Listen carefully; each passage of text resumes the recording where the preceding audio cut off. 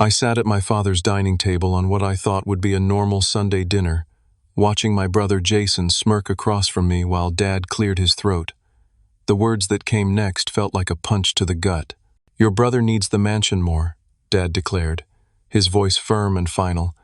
"He has 3 kids. You're alone. It's decided." I glanced toward the window and saw 2 moving trucks already parked on the street, engines idling. My sister Amber nodded in agreement, while Jason's wife Stephanie smiled knowingly. They had planned this without telling me. I stayed quiet, pulled out my phone, and opened the app showing my real estate portfolio. 11 properties, all owned by me, all currently occupied by family members who had no idea I was their landlord. I opened my mouth to respond, but Dad raised his hand to silence me. He launched into an explanation about how Jason's business had failed, how he was drowning in debt from bad investments and poor decisions, how he desperately needed the mansion to keep his family off the streets. Mom chimed in from the kitchen doorway, her voice sharp with accusation. "You've always been selfish, Hayden. Think of the children for once in your life. Don't you care about your nephews and niece?" My sister Amber sat beside Jason, nodding vigorously. She called me ungrateful for everything the family had supposedly done for me over the years. I tried to cut in, to explain that I had bought the mansion myself 5 years ago with money I earned from my tech consulting business. I was 27 when I purchased it, paid every mortgage payment myself, maintained it, lived in it occasionally as an investment property. But Dad waved off my protests like they were meaningless. "We're family," he said, leaning back in his chair with an expression of absolute certainty. "What's yours is ours. That's how it works. You'll understand someday when you have a family of your own." I stood up from the table, my napkin falling to the floor. This was insane. The mansion was worth $2.3 million. It had 7 bedrooms, an Olympic-sized pool, a home theater, a wine cellar I had stocked myself. I had worked 80-hour weeks for years to afford it. And now they were just taking it? Jason finally spoke, his voice oily with false concern. "Hayden, don't make this harder than it needs to be." He reached into a briefcase beside his chair and pulled out a stack of papers. "We already have the paperwork done." His smile widened as he slid the documents across the table toward me. I picked them up, my hands starting to shake. It was a quitclaim deed. My signature was at the bottom, transferring all ownership of the mansion to Jason Cooper. Except I had never signed this document. I had never even seen it before this moment. "I never signed this," I said, holding it up. "This is fraud." Jason's lawyer friend Brian, who I now noticed sitting in the corner of the dining room, stepped forward. "The signature looks pretty authentic to me, Hayden. And it's already been filed with the county recorder's office. 3 days ago, actually. Legally speaking, your brother owns the mansion now." My vision tunneled. They had planned this meticulously. Jason must have practiced forging my signature, probably stole a document from my home office during one of the family gatherings I had hosted. The deed had already been filed, which meant on paper, according to county records, Jason was the legal owner of my property. "You can't do this," I said, my voice rising. "This is forgery. This is theft. I'll take you to court. I'll have you arrested." Dad laughed, actually laughed. "You're going to sue your own family? Over a house? That's low, even for you, Hayden." He shook his head in disgust. "I raised you better than this." The entire family turned on me then. Amber brought up how I had never helped with Dad's hardware store business when I was younger, how I had abandoned the family to pursue my career in the city, how I never came to family events anymore. Jason's wife Stephanie started crying, dabbing at her eyes with a tissue she pulled from her purse.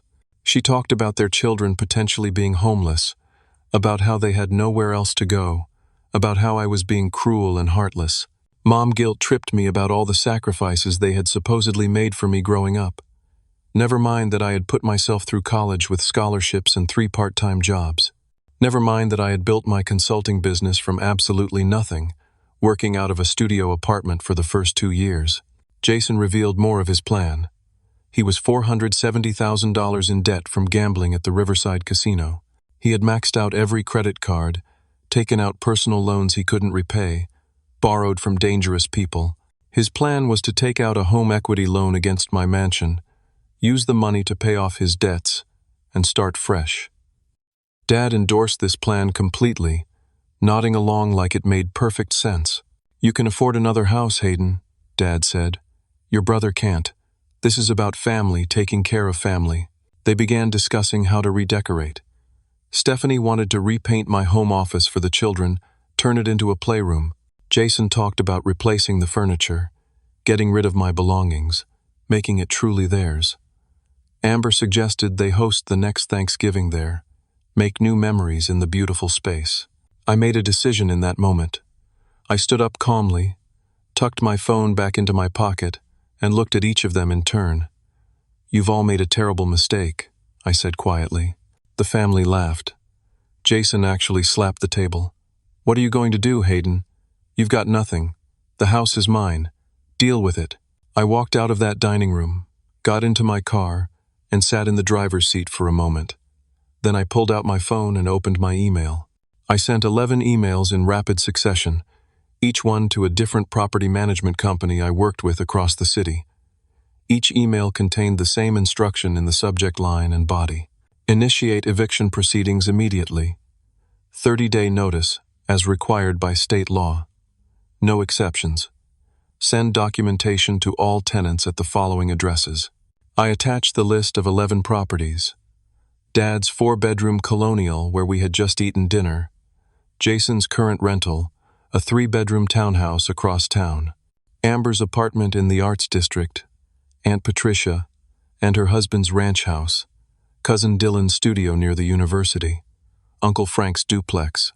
My brother-in-law Gary's commercial space for his auto repair shop. 4 more properties housing extended family members, cousins and uncles and aunts, who had always treated me like I was less than them. I had been their landlord for 5 years. None of them knew. I had kept the rents low, been lenient about late payments, fixed things quickly when they broke. I had operated through property management companies, never putting my own name on the communications. It was a courtesy, a way of helping family without making them feel like charity cases. That courtesy ended tonight. I drove away from Dad's house, not to the mansion they were planning to steal, but to my actual residence, a penthouse downtown they didn't know existed. The mansion had been an investment property, a place I occasionally stayed but never truly lived. My real home was a modern penthouse with floor-to-ceiling windows overlooking the city, and my family had no idea it existed. I parked in my private garage, rode the elevator up to the 23rd floor, and walked into my apartment. I poured myself a drink and stood at the window, looking out at the city lights. Tomorrow morning, 11 eviction notices would arrive at 11 different addresses, and my family would finally understand exactly who they had been dealing with. The next morning arrived faster than I expected. My phone started ringing at 6:30, call after call that I let go to voicemail. I was sitting at my kitchen counter, drinking coffee, and reading the news on my tablet when the messages started flooding in. Angry texts from Dad, panicked calls from Amber, confused voicemails from Uncle Frank asking what was happening. By 9 o'clock, all 11 eviction notices had been delivered. I knew because I had requested delivery confirmation from each property management company. The notices were formal, legal, and completely airtight. Each one gave exactly 30 days to vacate the premises or face legal eviction proceedings. Each one was signed by the property owner, which the documents listed as various LLCs I had set up years ago: Cooper Holdings LLC, Summit Properties LLC, Riverside Real Estate Trust. Dad was the first to figure it out. He had connections at City Hall from his years running the hardware store, knew people in the clerk's office who could pull property records. By 10 o'clock, he had traced every single LLC back to me. Every property had me listed as the registered agent. Every piece of paperwork led back to Hayden Cooper. The phone calls intensified. Dad showed up at the mansion, pounding on the door but found it empty. I had never actually lived there, just used it occasionally for entertaining clients or as a quiet workspace.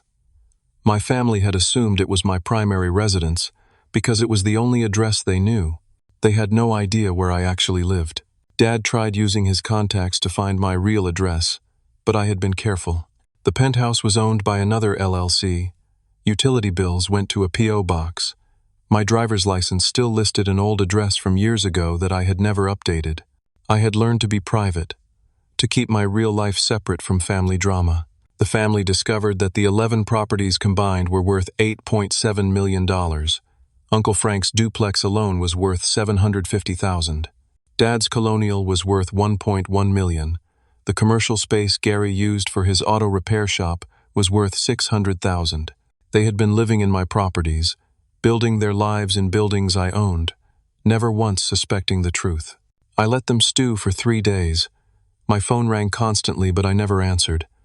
Then, on Thursday afternoon, I received a notification that made my blood run cold. Jason's lawyer, Brian, had filed an emergency motion in court. I opened the attached documents and read through them with growing disbelief. The motion claimed I had fraudulently acquired all 11 properties using family members' identities. It alleged identity theft, fraud, forgery. It presented the forged quitclaim deed from the mansion as evidence of my supposed pattern of document forgery. The logic was twisted but clever. If I claimed my signature on the mansion deed was forged, then I must be experienced in forgery myself. Therefore, I must have forged documents to steal the properties from family members. Brian had filed the motion specifically in Judge Hartman's court. I didn't know it then, but Judge Hartman and Brian were college fraternity brothers. They had business dealings together, shared investments, belonged to the same private club. The fix was already in before I even knew there was a game being played. The emergency hearing was scheduled for Friday morning, less than 24 hours away. I called my attorney, Douglas Grant, a real estate litigation specialist I had worked with on property acquisitions. Douglas reviewed the motion and assured me it was nonsense, that we had ironclad documentation proving legitimate ownership of every property. I had purchased each property at fair market value over a 5-year period. I had mortgage records, title insurance, closing documents, tax returns showing the income and expenses. Every transaction was clean, legal, thoroughly documented. Douglas prepared our opposition, attached copies of everything, and filed it with the court Thursday evening. I felt confident going into Friday morning. I had the truth on my side, and truth had to matter in court.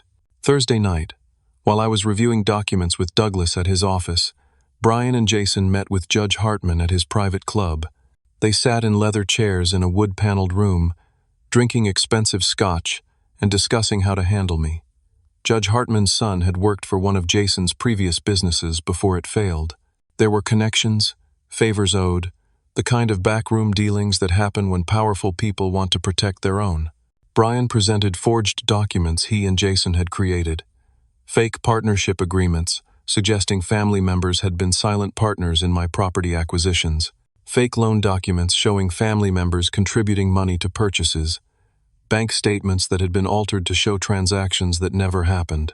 Everything was backdated, made to look authentic, designed to create just enough doubt about my claims. Judge Hartman looked through the fabricated evidence and nodded. These were his people, his fraternity brother and his fraternity brother's client. I was an outsider, someone trying to hurt a family that was just trying to stay together. He agreed to rule in their favor. The fix was in, and I had no idea what was waiting for me in the morning. Friday morning I arrived at the courthouse with Douglas. We carried 2 briefcases full of documentation. We were prepared, confident, ready to defend against the ridiculous allegations. The family arrived with Brian, all of them dressed formally, putting on a show for the court. The hearing began, and I felt my confidence start to crack immediately. Judge Hartman barely looked at our evidence when Douglas presented it. He kept interrupting, asking hostile questions, treating me like I was the criminal instead of the victim. When Brian presented his forged partnership documents, Judge Hartman examined them carefully, nodding along as if they were obviously authentic. Douglas objected repeatedly, pointing out that the documents were suspicious, poorly forged, unsigned in some cases, undated in others. Judge Hartman overrules every objection. He allowed all of Brian's evidence without any scrutiny, while dismissing our legitimate documentation as potentially fabricated. I sat there watching a judge systematically ignore the truth and embrace lies. It was surreal, like being in a nightmare where the rules of reality no longer applied. Judge Hartman ruled from the bench immediately, not even taking time to review everything properly. He froze all 11 properties, preventing any eviction proceedings from moving forward. He ordered a forensic investigation into my supposedly fraudulent acquisition of the properties. And then, he dropped the bomb that destroyed me. He appointed Jason as temporary administrator of all 11 properties. Jason would control all property management decisions, collect all rents, handle all maintenance and repairs. I was ordered to turn over all keys, all documents, all access to the properties within 24 hours. The courtroom erupted. My family cheered like they had won the lottery. They hugged Jason, congratulated him, celebrated their victory over me. I sat frozen in my chair, unable to process what had just happened. Douglas immediately filed a notice of appeal, but appeals take months. In the meantime, Judge Hartman's order stood. I had just lost control of my entire real estate portfolio in a single court hearing based on obvious lies. Outside the courthouse, Dad gloated. "You tried to destroy this family," he said, getting in my face. "Now you have nothing. We protected each other from you. That's what real family does." Mom refused to even look at me. Amber posted on social media about how justice had been served against her greedy brother who had tried to make the family homeless. Local news picked up the story. The headline read, "Man attempts to evict entire family, loses everything." I was portrayed as the villain, the heartless businessman trying to hurt his own relatives over money. My girlfriend Emily tried to comfort me that night, but I could barely speak. I sat in my penthouse staring at the wall, trying to understand how everything had gone so wrong so fast. Over the next week, Jason abused his administrator position in ways I couldn't have imagined. He raised everyone's rent to market rate but kept the money for himself, instead of paying property expenses. He stopped paying the mortgages on the 7 properties that still had loans. He stopped paying property taxes. He stopped paying insurance premiums. Every dollar of rental income, $23,000 monthly, went straight into his pocket. My credit score plummeted as mortgages became delinquent. Banks sent default notices. My business suffered next. Clients who saw the news stories started questioning my character. Was I really the kind of person who would try to evict his own family? 3 major clients canceled contracts worth $200,000 annually. Business partners distanced themselves, stopped returning my calls. My consulting business, which I had built over 10 years, started falling apart. Without that income, I couldn't make the mortgage payment on my penthouse. The building had a monthly payment of $4,200. I had always paid it easily from my business income. Now I had nothing coming in. I had $8,000 in my personal bank account. That was all I could access, because the court had frozen my business accounts pending the investigation into my supposed fraud. Emily offered to help with money. I refused. I couldn't drag her into this disaster. I needed to fix it myself. Meanwhile, Jason met with a shady real estate investor named Marcus Vaughn. They made a deal over drinks at an expensive restaurant. Marcus would buy the properties from Jason at 60% of market value. They would split the proceeds. It was completely illegal, since Jason was only a temporary administrator and had no authority to sell, but Jason thought Judge Hartman would protect him. 10 days after the hearing, I got served with another lawsuit. Jason was suing me personally for defamation and emotional distress. He was seeking $5 million in damages for the eviction notices I had sent, claiming they had caused him severe anxiety, panic attacks, emotional trauma. The lawsuit claimed Stephanie needed therapy because of my actions. It claimed the children were suffering emotional damage. The legal fees were crushing me. Douglas wanted a $30,000 retainer for the defamation case. I didn't have it. My assets were frozen. My business was dying. I was barely surviving. Emily came to my penthouse that night and suggested I settle everything, apologize to the family, walk away, start over somewhere else. I looked at her and realized she didn't understand. I was innocent. I had done nothing wrong. I wasn't going to surrender to lies and fraud, but I was trapped. I had no money to fight with, no way to defend myself properly, and a legal system that had turned against me. That night, someone posted my penthouse address online. A social media account I didn't recognize shared the address with the caption, "This is where the man who tried to make his family homeless lives. Luxury penthouse, while his brother's children suffer." I lay awake that night wondering how much worse things could possibly get. 3 weeks after Judge Hartman's initial ruling, I stood in a different courthouse for what I hoped would be a chance to present the full truth. Douglas had managed to get a hearing on our motion to reconsider, scheduled in front of Judge Hartman again. Douglas had explained that getting a different judge this early in the process was nearly impossible due to case assignment rules. I walked into that courtroom on a Thursday morning, feeling cautiously optimistic. We had organized all our evidence more clearly, prepared a detailed presentation showing the legitimate purchase of each property. Douglas had bank statements, wire transfer records, closing documents, everything needed to prove beyond doubt that I had lawfully acquired every single property. My family arrived with Brian looking confident, almost smug. That should have been my first warning. Judge Hartman called the hearing to order, and I noticed immediately that his demeanor toward me was even more hostile than before. When Douglas stood to present our evidence, Judge Hartman kept interrupting with questions that seemed designed to confuse rather than clarify. Then Brian stood to present what he called new evidence.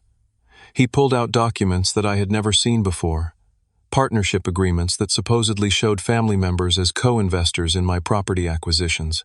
The documents had signatures, dates, notary stamps. They looked official. Douglas objected immediately, pointing out that we had never been provided these documents during discovery, that they appeared to be recently created, that the paper stock looked wrong for documents allegedly created 5 years ago. Judge Hartman overruled every objection. Brian presented bank statements that seemed to show transfers from family members to my accounts around the times I purchased properties. I knew they were fabricated because those transfers never happened, but they looked convincing enough to create doubt. What happened next felt like watching a car crash in slow motion. Judge Hartman ignored all of Douglas's evidence and accepted all of Brian's suspicious documents as fact. He ruled that there was sufficient evidence of potential fraud to warrant an extended investigation. He maintained the freeze on all properties. And then he went further. Judge Hartman stripped me of all property control indefinitely and confirmed Jason as permanent administrator until the investigation concluded. Jason was given explicit authority to manage the properties as he saw fit, which Judge Hartman said included the right to sell properties if necessary for prudent asset management. I couldn't breathe. Douglas was objecting frantically, but Judge Hartman just kept talking, issuing orders that destroyed everything I had built. The courtroom spun around me. Outside the courthouse, the family celebrated openly. Dad shook Jason's hand like he had just won a championship. Mom actually smiled at Jason with pride I had never seen her direct at me. Amber hugged Stephanie, while the kids ran around excitedly, not understanding what any of this meant. Local news cameras captured everything. That night, the story ran again. Updated headline: Judge rules against man who tried to evict family. The reporter described me as someone who had attempted to fraudulently claim ownership of family properties. My business collapsed completely over the next 2 weeks. Every single client terminated their contracts. My business partners held a vote and removed me from the company I had founded. They bought me out for $10,000. The company was worth at least $400,000, but they knew I was desperate and had no leverage. I took the money because I needed it to survive. My credit cards maxed out from legal fees. I was paying Douglas from the buyout money and it was disappearing fast. The penthouse mortgage payment came due and I couldn't make it. The bank sent a notice of default. I had 60 days before foreclosure proceedings would begin. The irony wasn't lost on me. I was about to be evicted from my own home while trying to evict family members from my properties. Emily started avoiding my calls. When we finally met at a coffee shop near her office, she looked uncomfortable before she even sat down. She explained that my family had contacted her. Dad had called her directly, found her number somehow. He had explained his version of events, painting me as someone who had always been troubled and manipulative. Amber had found Emily on social media and sent her long messages. She told Emily that I had a pattern of using people, that I had scammed an elderly neighbor years ago, that my family had been covering for my bad behavior for years. It was all lies, complete fabrications, but Emily admitted she didn't know what to believe anymore. "The court had ruled against me," Emily said, stirring her coffee without drinking it. "Judges don't just rule like that without reason. Maybe there's something to what your family is saying." I tried to explain, but she cut me off. She couldn't be with someone involved in this kind of situation. Her own family had seen the news stories and were pressuring her to end the relationship. She stood up, apologized, and walked out of the coffee shop. I sat alone at that table for an hour, watching people live their normal lives while mine disintegrated. Jason wasted no time exercising his administrator authority.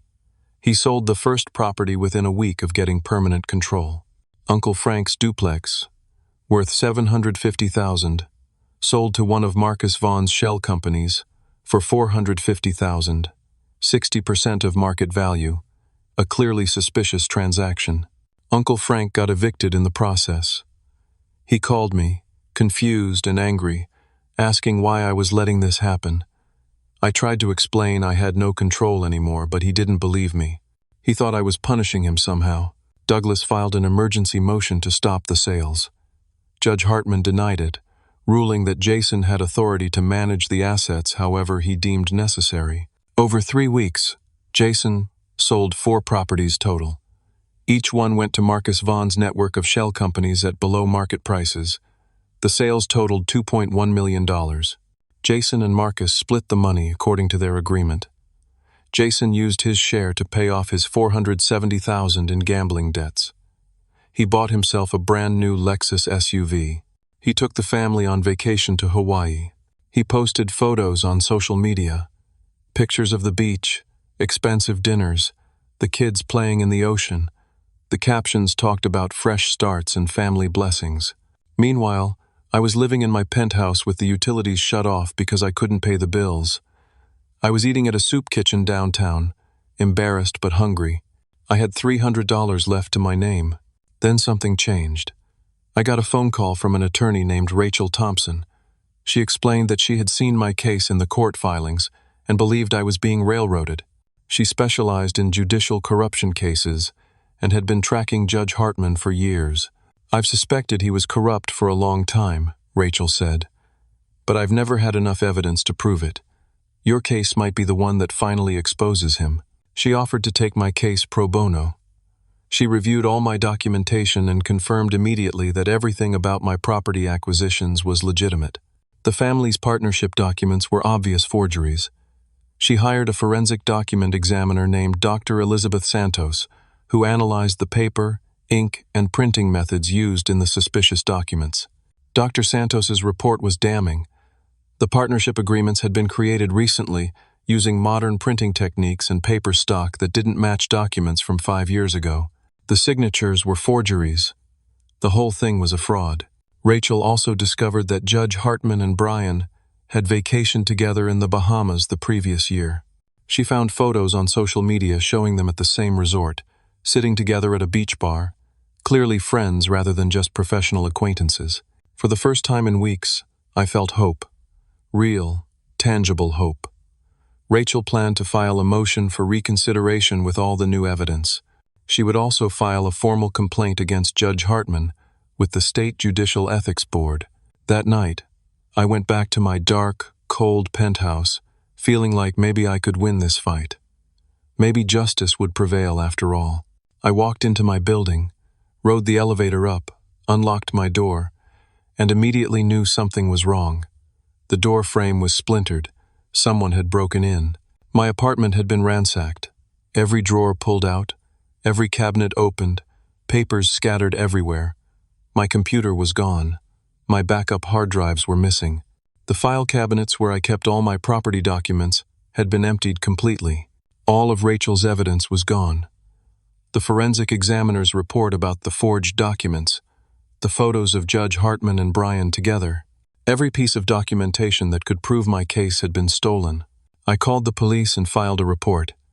They took notes, said they would investigate, but I could tell from their expressions they weren't going to find anything. The building's security cameras had mysteriously malfunctioned that evening. No footage existed of anyone entering or leaving. I knew Jason had arranged this, or someone working for him, but I couldn't prove it. Rachel called the next morning, and I had to tell her everything was gone. She said she could still fight without the physical evidence, but it would be much harder. The forensic examiner could recreate her report from memory and notes, but it wouldn't have the same impact without the actual documents to examine. That afternoon, I received the foreclosure notice on my penthouse. I had 30 days to vacate. In 1 month, I would be homeless. I sat on the floor of my destroyed apartment, surrounded by the wreckage of my life, and wondered if there was any point in continuing to fight. 4 weeks after the break-in, I was living in my penthouse with no heat, no electricity, and no hope of keeping it. The bank had shut off utilities when I missed the second mortgage payment. I couldn't afford food, so I walked 3 miles each way to a soup kitchen downtown twice a day. I had lost 30 pounds. My clothes hung loose on my frame. I stopped shaving because I couldn't afford razors. I still met with Rachel every few days at the public library. She was working tirelessly to reconstruct our case, but it was like building a house from memory after the original blueprints had been destroyed. She needed me to remember every detail of every property purchase, every document, every transaction. We created affidavits trying to recreate what had been stolen. My consulting business was completely dead. The partners had officially dissolved the company I founded. Clients had moved on to competitors. My professional reputation was destroyed. Every Google search of my name brought up articles about the failed eviction attempt, the court ruling against me, the implication that I had tried to defraud my own family. My business credit cards were maxed out from legal fees I had paid before everything collapsed. Personal credit cards were maxed trying to keep myself fed and housed. I was down to my last $100 in cash. One night, I saw Jason's new Lexus SUV parked outside a downtown bar. Something inside me snapped. I had been walking past, on my way back to my cold penthouse after another meal at the soup kitchen, and seeing that luxury vehicle purchased with money stolen from me was too much. I went into the bar and found Jason at a table with friends, drinking expensive scotch, laughing about something. When he saw me, his expression shifted to something like amusement mixed with contempt. I confronted him in the parking lot as he was leaving. I demanded to know why he was doing this. We had been brothers once. We had grown up together, shared rooms, played together as kids. What had I done to deserve this level of betrayal? Jason actually laughed. You always thought you were better than us, Hayden. Walking around with your college degree, your successful business, your expensive house. Dad was right. You needed to be brought down to our level. Needed to understand what it's like to struggle. The words hit me harder than any physical blow could have. This wasn't about money or property. This was about jealousy and resentment that had festered for years while I was blind to it. I pushed Jason away from me, just wanting him out of my space. He stumbled backward, but caught himself, didn't fall. I turned and walked away. Behind me, I heard Jason call out something about me making a big mistake. 2 days later, police knocked on my penthouse door hours before my scheduled eviction. They had a warrant for my arrest, assault and battery charges filed by Jason Cooper. The officer showed me the police report. Jason claimed I had attacked him viciously in the bar parking lot, beating him until bystanders pulled me off. He had gone to the hospital with injuries. Black eye, broken nose, cracked rib. The report included photos of Jason's face, badly bruised and swollen. I only pushed him once, I said. I didn't hit him. I didn't break anything. The officer shrugged. That's not what the victim says. Security footage from the bar shows you pushing him, then the camera angle doesn't capture what happened next. His injuries are documented. You'll need to come with us. I was arrested and taken to county jail. Bail was set at $20,000. I had $100 to my name. No family would help me. Emily wouldn't answer calls. I had no friends left because they had all distanced themselves during the legal battles. I sat in county jail while the system processed me. A public defender was assigned, an overworked woman named Jennifer who had 12 other cases that day. She looked at my file for maybe 5 minutes before our first meeting. The evidence looks bad, she said flatly. You pushed him on camera. He has documented injuries. Witnesses say there was a fight. I recommend you take a plea deal. Plead guilty to simple assault. probably get 18 months with possibility of early release for good behavior. "I'm innocent," I said. "I pushed him once and walked away. He injured himself or had someone else do it. This is a setup." Jennifer closed her folder. "It's your word against his, Mr. Cooper, and he has injuries while you don't. A jury will believe the victim with the broken nose over the defendant claiming it's a conspiracy. Take the deal." I refused. I wasn't going to plead guilty to something I didn't do, not after everything else. While I sat in jail, my world finished collapsing. The foreclosure on my penthouse completed. The bank seized the property and all my remaining possessions. Everything I owned, every photo, every memory, every piece of clothing, got sold at auction or thrown away. My entire life reduced to nothing. Jason completed selling all 11 properties. The last 7 went to various buyers connected to Marcus Vaughn's network. Total sales reached $8.7 million. After Marcus took his cut and various fees, Jason walked away with $5.2 million. He bought a mansion in the suburbs with cash. Not just any mansion, but one bigger and more expensive than the property I had originally owned. $2.7 million. He moved Dad in with him. They threw a party to celebrate, inviting the whole family. Meanwhile, I sat in a county jail cell, wearing an orange jumpsuit, eating food that tasted like cardboard, sleeping on a thin mattress that hurt my back. Rachel visited me, and we talked through the bars of a visiting area. She was still fighting, still filing motions, but the appeals process was glacially slow. The State Judicial Ethics Board had dismissed the complaint against Judge Hartman without investigation. He was too well connected, had too many friends in high places. I told Rachel to give up. What was the point? I had lost everything. My properties, my business, my home, my relationship, my freedom. Why keep fighting? "Because they're criminals and you're innocent," Rachel said firmly. "And because if we give up, they win completely. As long as we're fighting, there's still a chance." But I had no fight left in me. I was broken physically, emotionally, financially, spiritually. I had nothing. My cellmate was a man named Travis, mid-40s, in jail for tax evasion. He had been a forensic accountant before his legal troubles. Over the days we shared that cell, I told him everything. The properties, the forgery, the corrupt judge, the illegal sales, all of it. Travis listened carefully, asked detailed questions, took mental notes. One night, lying on our bunks in the dark, he said something that changed everything. "Your brother is an idiot," Travis said.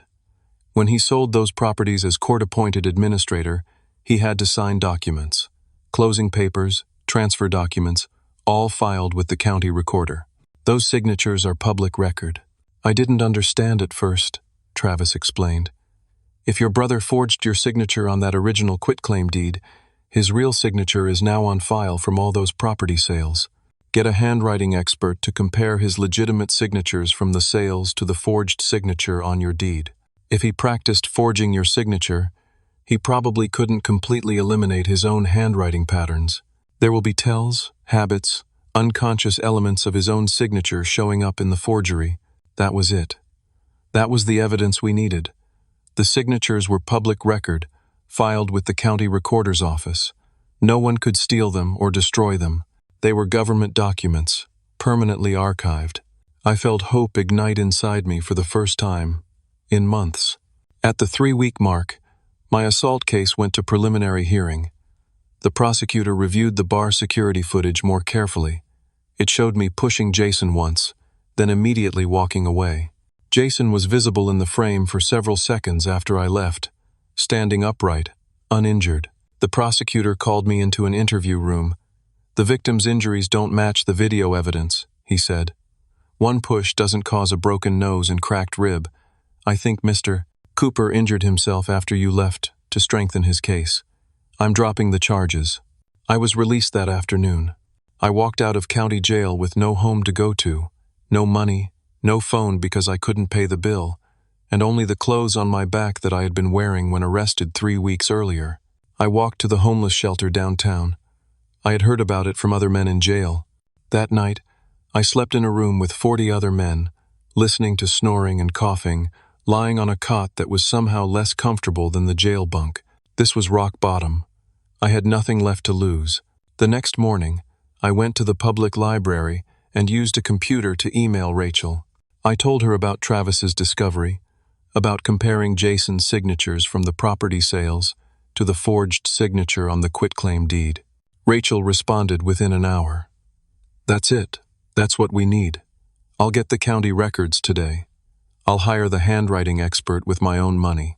We'll file everything within 2 weeks. But you'll need to testify, and you'll need to be presentable in court."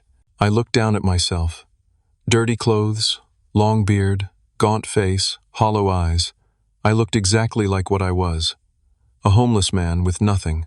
But for the first time in months, I had real hope, and I had nothing left to lose, which meant I could fight without fear of losing more. I spent 2 weeks living in the homeless shelter while Rachel built our case. I found day labor jobs through a service that picked up workers early each morning, moving furniture, cleaning construction sites, loading trucks. The work was hard and paid minimum wage, but it gave me enough money for food and bus fare. Every few days I met Rachel at the library.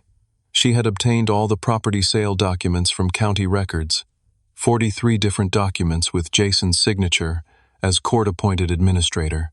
She hired Dr. Elizabeth Santos, the same forensic document examiner from before, to analyze the signatures. Dr. Santos worked for a week, examining every detail under microscopes, measuring pressure patterns, analyzing the formation of individual letters. Her report was comprehensive and devastating to Jason's case. The signature on the forged quitclaim deed transferring my mansion to Jason contained unmistakable elements of Jason's own handwriting. Dr. Santos identified specific tells. The way Jason formed capital letters had unique characteristics. His pressure patterns when writing, the slight tremor in certain strokes, the angle at which he held the pen, all of these unconscious habits showed up in the forged signature.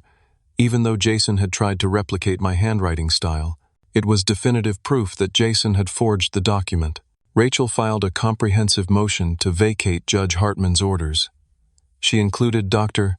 Santos's report, the county records showing Jason's legitimate signatures, detailed analysis proving the forgery. She also filed a criminal complaint with the district attorney's office against Jason for forgery, fraud, grand theft, and conspiracy. She filed a formal complaint with the State Bar Association against Brian for his role in the fraud, including evidence of his relationship with Judge Hartman and his participation in presenting forged documents to the court. The case was assigned to a new judge, Judge Caroline Pierce, because Rachel argued successfully that Judge Hartman's bias was now documented and he should be recused. Judge Pierce had a reputation for integrity and fairness. She scheduled a hearing for 3 weeks out. I started to believe we might actually win. Jason received notification of the criminal complaint and the new motion. Brian called him immediately, and they met in person. Jason was panicking. Forgery was a felony. He could face 5 to 10 years in prison. Plus, he would have to return all the money from the property sales, $5.2 million, most of which he had already spent. He had bought the mansion for $2.7 million, new cars for $200,000, luxury items, vacations, paying off debts. He had maybe $1.8 million in liquid assets left. He would lose everything and go to prison. The family held an emergency meeting at Jason's new mansion. Dad, Amber, Mom, Stephanie, and Brian joining by phone. They discussed options. Brian suggested something that made my blood run cold when I later learned about it. "What if Hayden isn't mentally competent to bring this case?" Brian said. "If you can have him declared mentally incompetent and get him institutionalized, the case dies. And no one believes the accusations of a crazy person." Jason filed an emergency petition with the court claiming I was mentally ill and a danger to myself and others. The petition cited the assault incident, even though charges had been dropped. It claimed I had been making delusional statements about owning properties I didn't own. It described my supposed harassment of family members and paranoid accusations of conspiracy. The petition included sworn affidavits from family members.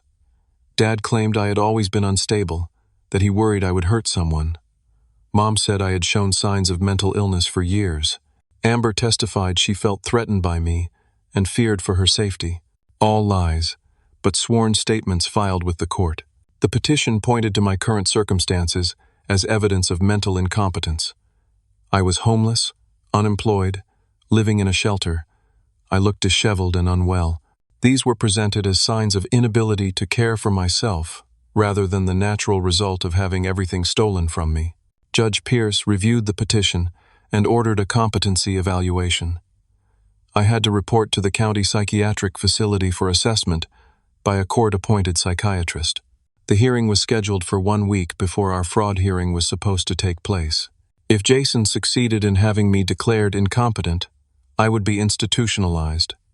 Rachel's case would collapse because I wouldn't be able to testify or participate in my own defense. Everything we had worked for would be destroyed. I went to the psychiatric facility on the scheduled day.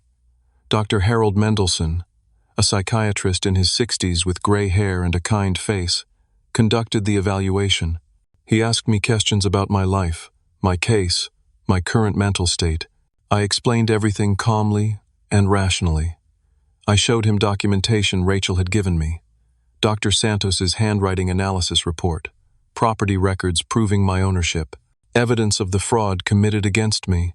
I walked him through the timeline of events methodically. Dr. Mendelson asked about my current circumstances. Why was I homeless? Why did I look so unwell? I had everything taken from me illegally through a corrupt court process, I explained. I'm fighting to get it back through legitimate legal channels. That's not delusion, that's reality. I'm homeless because my home was stolen and then foreclosed on while I sat in jail on false charges. I look unwell because I've been surviving on soup kitchen meals and day labor wages. None of this is mental illness. It's the consequence of being victimized. Dr. Mendelson took extensive notes. He seemed skeptical of my family's claims but didn't reveal his conclusions. He told me he would submit his report to Judge Pierce before the competency hearing. I left the evaluation uncertain. What if Dr. Mendelson believed my family? What if I ended up institutionalized, locked away while Jason kept everything he had stolen? Rachel tried to reassure me. The evidence is too strong, she said. Your explanation is logical, documented, provable. No competent psychiatrist would declare you mentally ill based on the facts. But I had been confident before. I had trusted the system before. And the system had destroyed me. The competency hearing arrived. The courtroom was packed with family members. Jason sat in the front row looking confident. Dad sat beside him, arms crossed, expression stern. Mom, Amber, Stephanie, all there to watch me get declared crazy and locked away. Judge Pierce called the hearing to order. Brian stood and presented the family's case first. He called Mom to testify. She gave a tearful performance about her concerns for my mental health, about how I had changed over the years, about how she feared I would hurt myself or others. Dad testified next. He was stern and serious, claiming I had always been irrational and unstable, that the family had covered for me for years but could no longer protect me from myself. Amber testified that she felt threatened by me. She described feeling scared when I came near her, worried about what I might do. Her performance was convincing, emotional, completely false. Then Stephanie took the stand. She testified that I had shown up at their house at midnight, banging on the door and screaming incoherently about conspiracies. She claimed she called the police because I was so out of control. It never happened. None of it. But she delivered the lies with conviction. Rachel objected repeatedly. Judge Pierce allowed the testimony but looked increasingly skeptical. Her expression suggested she wasn't buying what she was hearing. Dr. Mendelson testified next. He read from his report. The subject shows no signs of mental illness, delusion, or incompetence. The subject's claims are supported by substantial documentation which I have reviewed. The subject's current circumstances appear to be the result of external actions by others rather than internal mental dysfunction. The family members' statements appear inconsistent with observed facts and documented evidence. In my professional opinion, this petition may constitute abuse of the legal system and the mental health evaluation process. I recommend the subject be found competent and the petition be dismissed. Brian tried to discredit Dr. Mendelson, questioning his expertise and experience. Judge Pierce shut him down firmly. As the hearing seemed to be concluding in my favor, a man stood up in the back of the courtroom. "Your Honor, I have information relevant to this case." Everyone turned to look. It was Marcus Vaughn, the shady real estate investor who had bought my properties from Jason. Judge Pierce asked who he was. Marcus identified himself and explained he was facing federal charges for unrelated real estate fraud. His attorney had advised him that cooperation in other cases could help reduce his sentence. "I'm here to tell the truth about Jason Cooper and his fraud," Marcus said. "I have documentation of everything." The courtroom erupted. Judge Pierce called for order. Marcus's attorney stood and confirmed they were offering evidence and testimony in exchange for consideration in Marcus's federal case. Marcus handed Judge Pierce a folder 3 inches thick. Inside were emails between him and Jason explicitly discussing the fraud. Text messages where Jason stated he was selling properties owned by his idiot brother. Wire transfer records showing money being split between them. Property sales documents proving the conspiracy. Everything was there. Proof of the entire scheme laid out in Jason's own words. Judge Pierce spent 10 minutes reviewing the documents while the courtroom sat in silence. When she looked up, her expression was cold fury. She declared me competent and denied the family's petition entirely. She ordered Jason to remain in the courtroom. She called the bailiff and had Jason taken into custody immediately. She set bail at $500,000 for charges of fraud, forgery, grand theft, and conspiracy. She ordered an investigation into Dad's role in the scheme. She ordered an investigation into Brian's ethical violations and potential disbarment. She ordered a full review of Judge Hartman's conduct in the original case. The family sat in shock. Dad tried to leave, but Judge Pierce ordered him to stay, warning that he could be next. Mom started crying. Amber looked terrified. I stood in that courtroom, vindicated but hollow. I had won this battle. The truth was finally exposed, but I was still homeless. My properties had been sold to third parties. The money was mostly gone. I had nothing to return to. I had won, but I wasn't sure what I had actually won.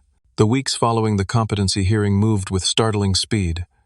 Jason was held without bail after additional evidence of his crimes emerged during the initial investigation. The district attorney charged him with 15 felonies, including multiple counts of forgery, fraud, grand theft, conspiracy, and money laundering. Brian cooperated with prosecutors immediately to save his own career. He provided detailed testimony about Judge Hartman's involvement, about the forged documents, about the planned conspiracy. The State Bar Association opened formal disbarment proceedings against him, but his cooperation bought him a reduced punishment instead of complete disbarment. The FBI opened an investigation into Judge Hartman for corruption, bribery, and obstruction of justice.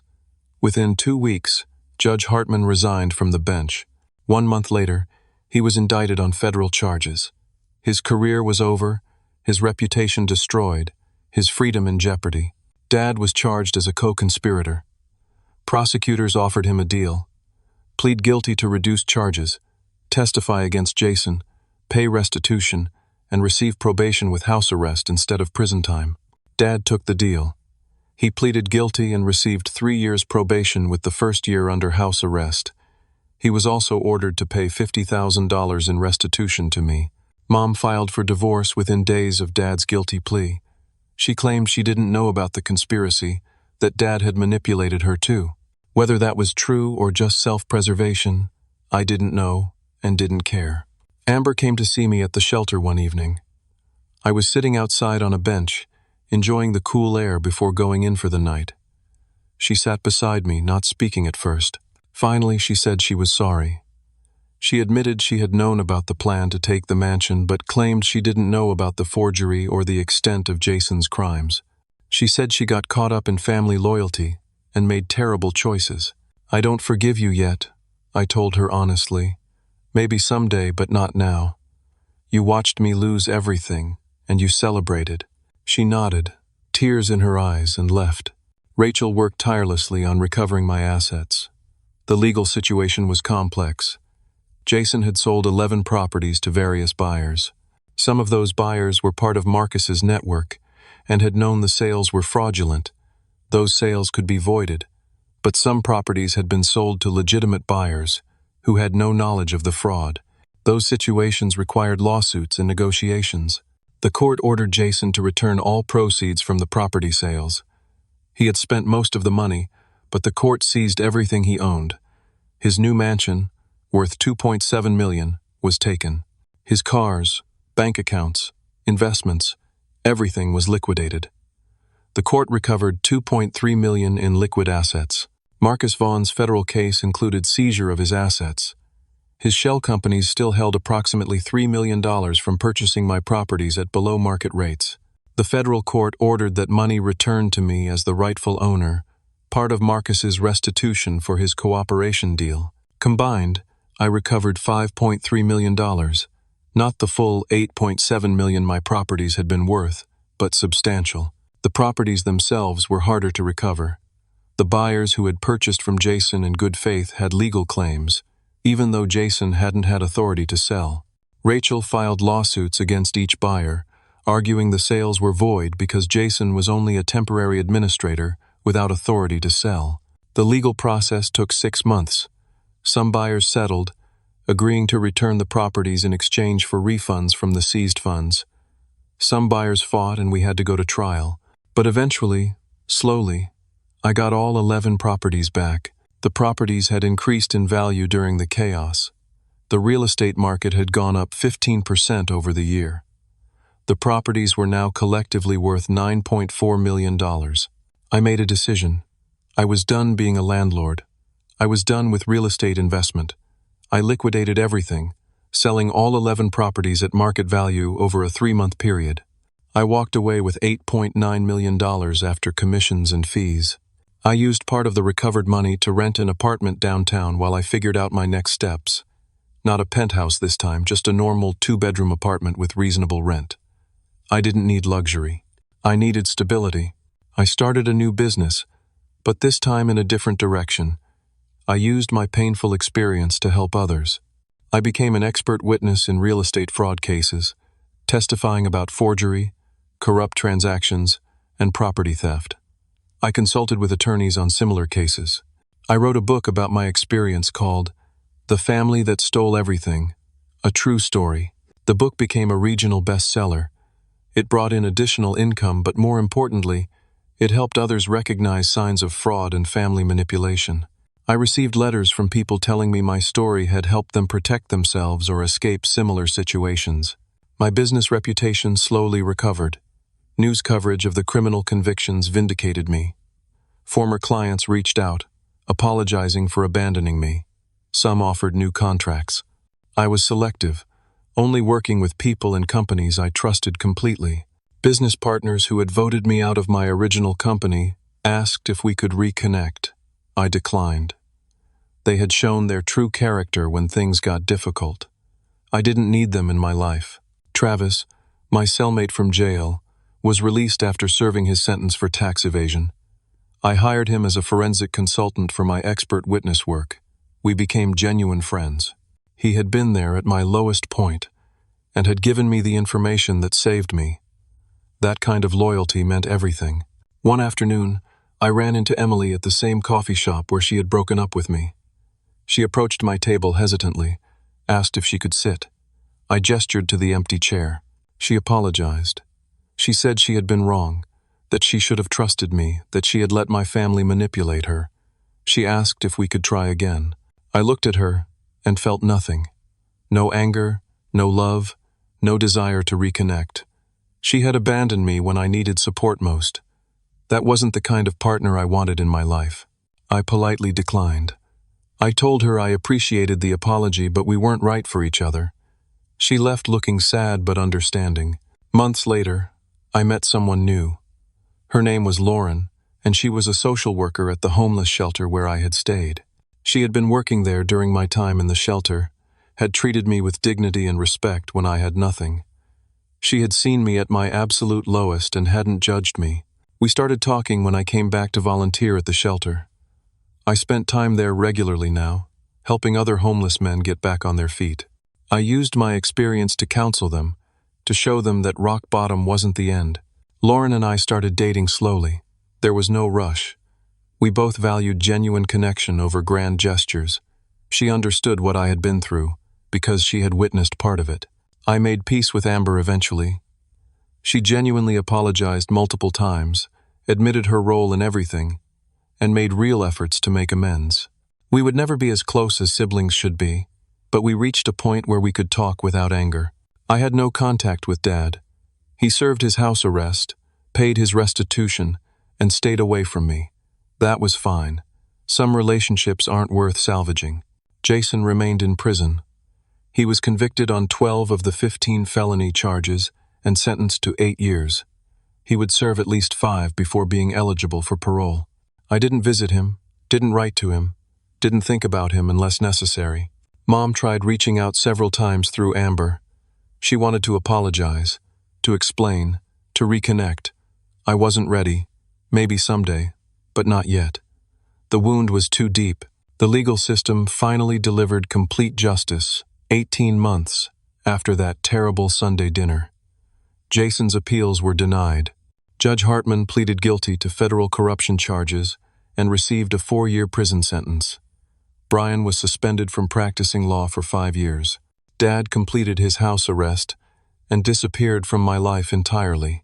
I had recovered financially beyond what I had lost. The $8.9 million from selling the properties, combined with income from my expert witness work and book sales, meant I was more financially secure than ever before. But I was different now. Money meant less. Security meant less. What mattered was integrity, genuine relationships, and purpose. I bought a modest house in a quiet neighborhood. 3 bedrooms, nice yard, nothing extravagant. I furnished it simply. Lauren helped me pick out furniture, and we made the space feel like a real home rather than an investment property. My consulting business thrived in unexpected ways. Attorneys across the state sought my expertise on fraud cases.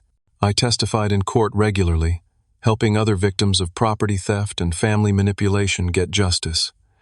Each case I won felt like vindication not just for me but for everyone who had been wronged by people they trusted. The book continued to sell steadily. Publishing companies approached me about writing a follow-up. I was considering it. Maybe a practical guide for protecting yourself from family fraud. Something that could help people avoid what I went through. I volunteered at the homeless shelter every week. I ran a support group for men rebuilding their lives after major setbacks. I shared my story honestly, holding nothing back. I talked about the shame of being homeless, the despair of losing everything, the struggle to keep fighting when hope seemed gone. Men in that room understood because they were living it. Travis became not just a business partner but one of my closest friends. We had lunch every week, talking about cases, life, recovery. He understood the journey from rock bottom to stability because he had made it himself. Lauren and I grew closer slowly and naturally. She moved into my house after we had been dating for 10 months. We talked about marriage but weren't rushing. We had both learned that the important things couldn't be forced or hurried. Amber and I rebuilt something, resembling a sibling relationship. We met for coffee once a month. Conversations were sometimes awkward, but we were trying. She had started therapy to understand her role in the family dysfunction. She was working on herself, and I respected that. Uncle Frank reached out to apologize. He explained that he had genuinely not known I owned the duplex he had lived in. He felt terrible about the misunderstanding during the crisis. I forgave him. He had been a victim too, caught in Jason's scheme without knowledge or consent. Several other family members apologized as the truth fully came out. Some apologies I accepted, some I didn't. I learned that forgiveness was mine to give or withhold, and I didn't owe it to anyone who hadn't genuinely earned it. My credit score recovered completely. The foreclosure on the penthouse fell off my record as part of the court's remediation orders. Banks that had reported delinquent accounts corrected their records. Financially and legally, I was restored. But the real restoration was internal. I had learned what mattered. I had learned who I could trust. I had learned that material success without integrity was worthless. I had learned that losing everything could teach you what you should have valued all along. The mansion Jason had tried to steal? I was glad it was gone. That house represented a version of me that had focused on achievement and acquisition. The modest house I lived in now represented something better. A life built on purpose and relationships rather than possessions and status. I thought about that Sunday dinner sometimes. Dad's voice declaring that Jason needed my house more. The moving trucks already parked outside. My family's faces when they thought they had won. If I could go back to that moment, would I change anything? No. The pain led to growth. The loss led to clarity. The betrayal revealed true character, both theirs and mine. I wouldn't choose to go through it again, but I wouldn't undo it either. I learned that family isn't just blood. It's who stands beside you when everything falls apart. It's who treats you with dignity when you have nothing. It's who believes in you when the world says you're wrong. Travis was family. Lauren was family. Rachel was family. They had earned that title through actions, not genetics. I learned that justice exists, but sometimes you have to fight like hell to find it. The system failed me initially because of corruption and manipulation, but eventually, truth prevailed. It took longer than it should have. It required more suffering than was fair, but justice came. I learned that losing everything can teach you what really matters.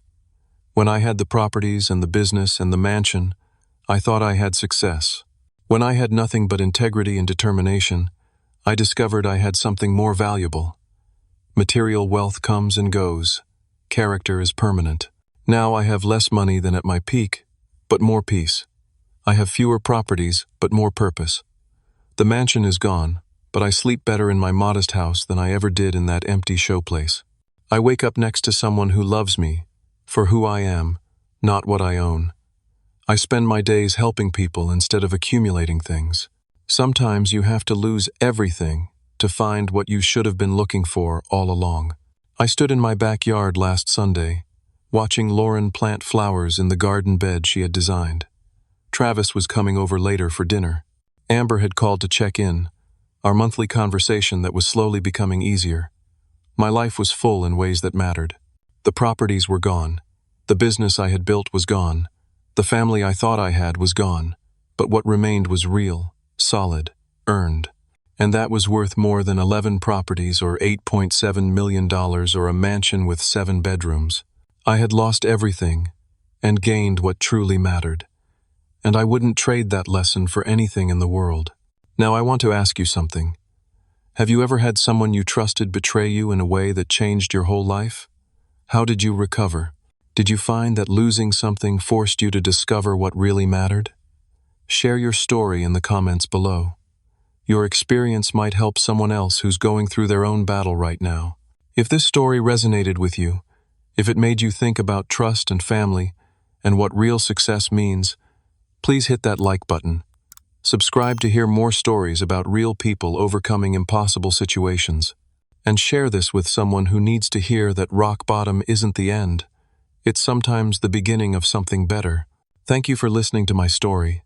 I hope it reminded you that integrity matters more than wealth, that true family is defined by loyalty rather than blood, and that justice, though it may take time, is worth fighting for. Keep pushing forward, even when everything seems lost. Your breakthrough might be closer than you think.